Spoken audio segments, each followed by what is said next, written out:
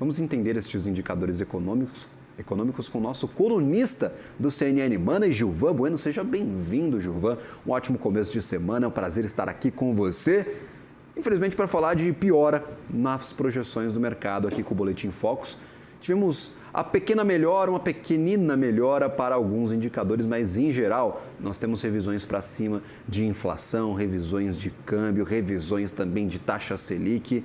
Começamos aqui o ano basicamente como terminamos 2024, Gilvan. Muito bom dia, Gabriel e nossa audiência. Sejam bem-vindos à segunda-feira, a terceira semana de 52 semanas que nós enfrentaremos em 2025. A verdade, Gabriel, é que os números que nós estamos vivenciando pela expectativa de 100 economistas mostram que ainda nós temos uma foto de 2024. Como você destacou, a inflação continua piorando. Esse foi o 8º ano seguido, quando nós pegamos o IPCA, que nós tivemos ali o fechamento na última semana, que estourou o teto da meta. A gente tem muito o Tony Volpon, um dos nossos brilhantes economistas que participa aqui e faz umas análises muito boas, que ele tem falado uma coisa muito provocativa, Gabriel. Será que o modelo de meta de inflação que nós estamos tentando controlar a economia está certo? Por quê? Porque já são 8 anos consecutivos que nós temos que nós não atingimos a meta de inflação. E o Tony Volpon tem trazido um comentário muito bom, por ser um ex-membro ali do Banco Central, que é a ideia de que, nesse cenário de volatilidade que o Brasil apresenta, de problema nas contas públicas, que talvez nosso regime de metas de inflação ele não esteja tão apurado com a volatilidade que nós temos. E você trouxe ali que os principais componentes do IPCA, que são alimentos, e que na última semana ocuparam, assim, e é uma verdade, os fatores climáticos está prejudicando muito a inflação. Então, a gente tem que entender um pouquinho se esse modelo de regime de metas de inflação está apurado. Eu gosto muito do comentário do Tony Volpon sobre isso. Perfeito. Ô, Gilvan, são mudanças, na tua opinião, ruins, marginais? Não é o fim do mundo, talvez, com esse comecinho de ano? A gente começou pegando um pouquinho mais leve do que nas revisões do ano passado. Como é que você avalia de forma geral o que aconteceu da semana passada para essa? Olha, a grande questão, Gabriel, é que a gente tem um cenário de poucas decisões, de poucas interpretações.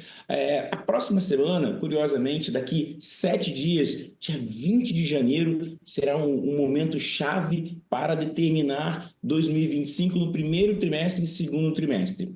Por que isso? Porque esse é um termômetro que eu quero passar para a nossa audiência, para os investidores, para os empresários, para os empreendedores, porque na próxima sexta-feira, Donald Trump toma posse e já existe uma expectativa, Gabriel, que ele venha com 100 medidas que vão mudar o cenário econômico mundial, várias discussões na última semana. Em termos de inflação, a gente vai ter no próximo trimestre a interpretação de $1 a R$6. A gente ainda não tem nenhum indicador sobre isso. Ali no início de fevereiro a gente vai ter o IBC, que é uma medida que eu gosto bastante, que olha o último mês de atividade, que na minha visão vai trazer a grande leitura de $1 a R$6, porque os últimos 15 dias de dezembro foi com $1 a R$6, onde diversos empresários repassaram os preços, principalmente dos importados, que são muito presentes na cesta básica ou na ceia de Natal do brasileiro. Então, ali para o dia 2 de fevereiro, a gente vai ter uma leitura clara dessa inflação de $1 a R$6.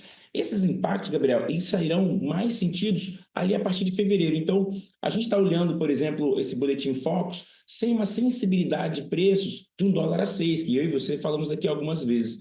Então, a foto pode piorar um pouquinho, mas a gente tem que aguardar, não é nada tão complexo. Mais uma vez, Gabriel, que eu gosto muito de citar, é que aquela reunião que eu e você falamos sobre uma alta de 100 base points e duas altas seguidas, a gente já está entendendo que ela era necessária. Parece que foi acertado até aqui nesse momento da economia. Perfeito. O que chamou muito a atenção no final do ano passado foi fiscal. Foi cenário fiscal brasileiro, todos preocupados, o mercado está preocupado com o crescimento da dívida brasileira.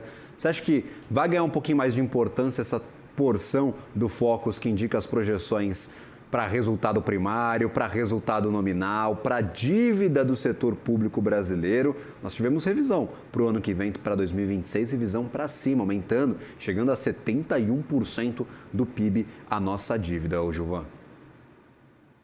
Eu gosto muito de utilizar as análises do Instituto Fiscal Independente, que é um órgão que mostra boas projeções. Eu acho que eles apresentam aqui formas da gente pensar. E uma coisa importante é que a gente fez alguns movimentos, principalmente quando nós mostramos ali o nosso orçamento, e Gabriel e nossa audiência, nós só saberemos se o orçamento vai ser aprovado em março. Até lá, teremos que aguardar. Então, ele mostrava ali que nós tínhamos alguns movimentos de despesa, mas que nós não conseguíamos trazer a geração de receita para pagar essa despesa. Eu até escrevi um artigo para o CNN Money falando sobre isso, que a gente trouxe alguns componentes importantes que aumentavam os nossos gastos, mas que nós não tínhamos aqui uma compensação de receita. E esse é o desafio desse ano.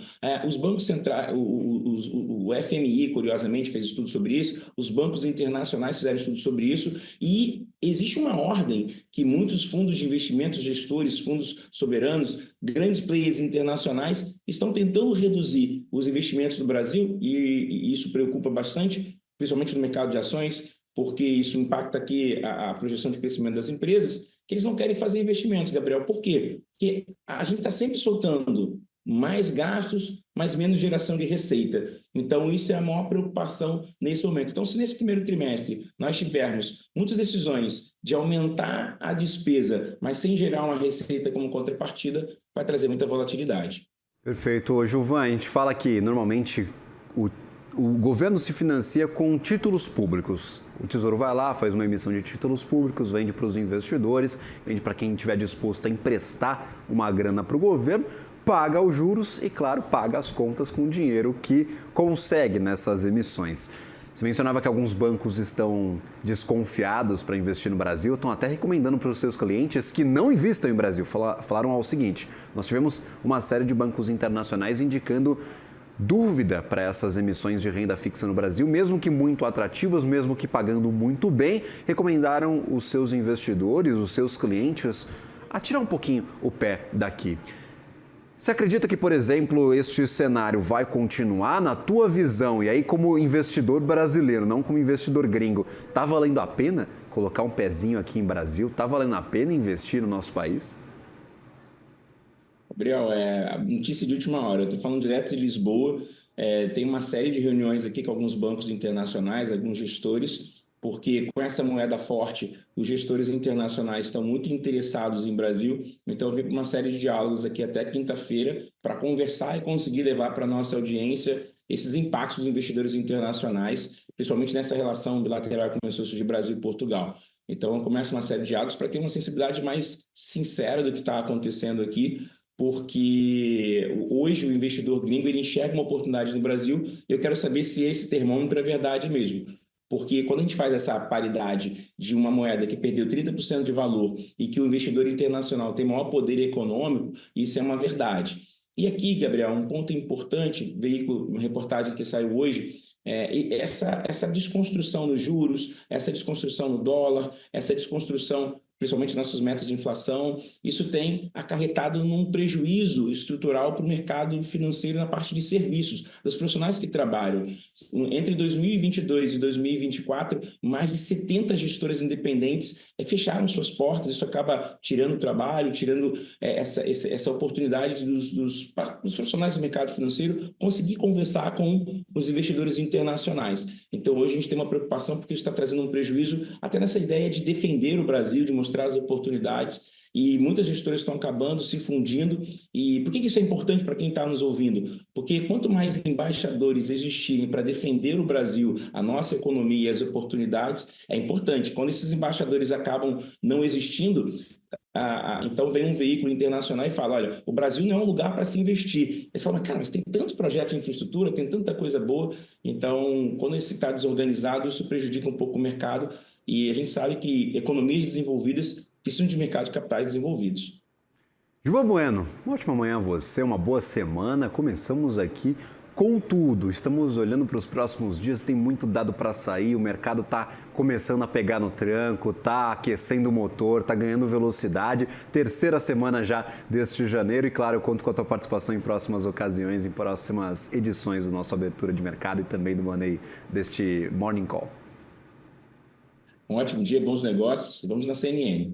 Nos vemos por aqui.